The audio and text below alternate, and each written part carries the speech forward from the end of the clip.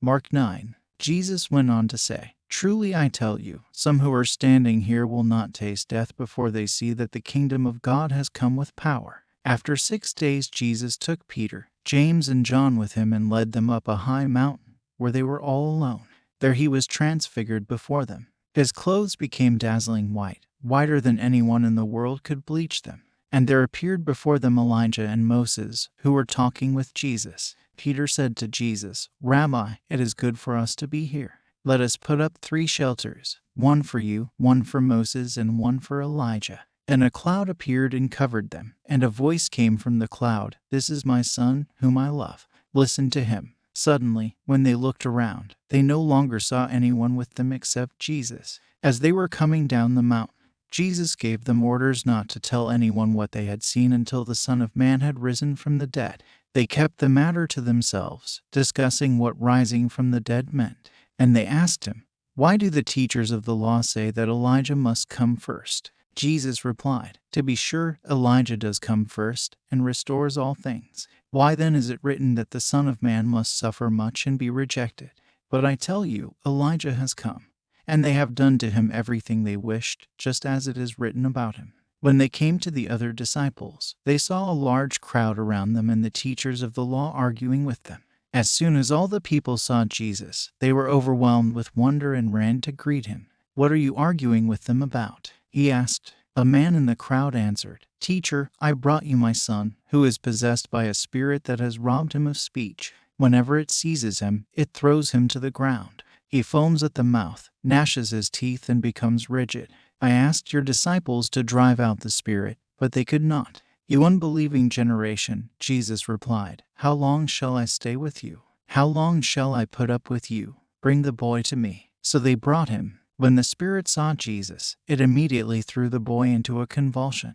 He fell to the ground and rolled around, foaming at the mouth. Jesus asked the boy's father, "How long has he been like this?" "From childhood," he answered. "It has often thrown him into fire or water to kill him. But if you can do anything, take pity on us and help us." "If you can," said Jesus, "everything is possible for one who believes." Immediately the boy's father exclaimed, "I do believe, help me overcome my unbelief." When Jesus saw that a crowd was running to the scene, he rebuked the impure spirit. "You deaf and mute spirit," he said, "I command you, come out of him and never enter him again."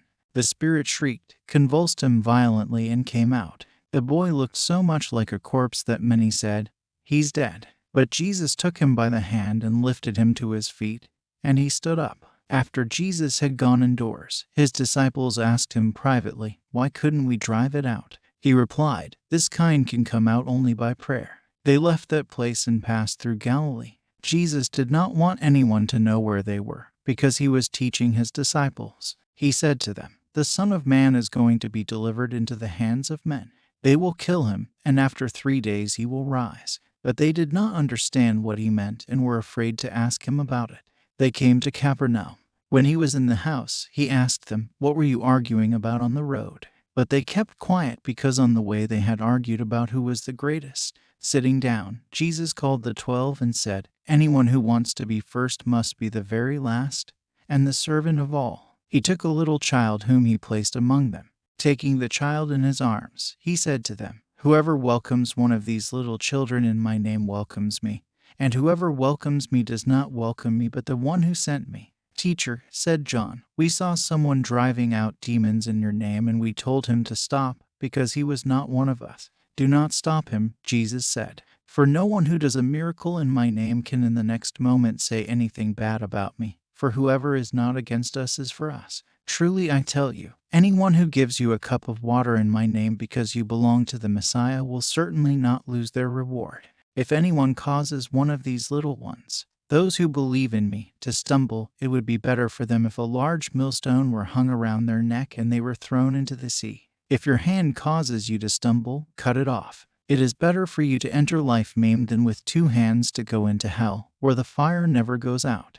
And if your foot causes you to stumble, cut it off. It is better for you to enter life crippled than to have 2 feet and be thrown into hell. And if your eye causes you to stumble, pluck it out. It is better for you to enter the kingdom of God with 1 eye than to have 2 eyes and be thrown into hell, where the worms that eat them do not die, and the fire is not quenched, everyone will be salted with fire. Salt is good, but if it loses its saltiness, how can you make it salty again? Have salt among yourselves, and be at peace with each other.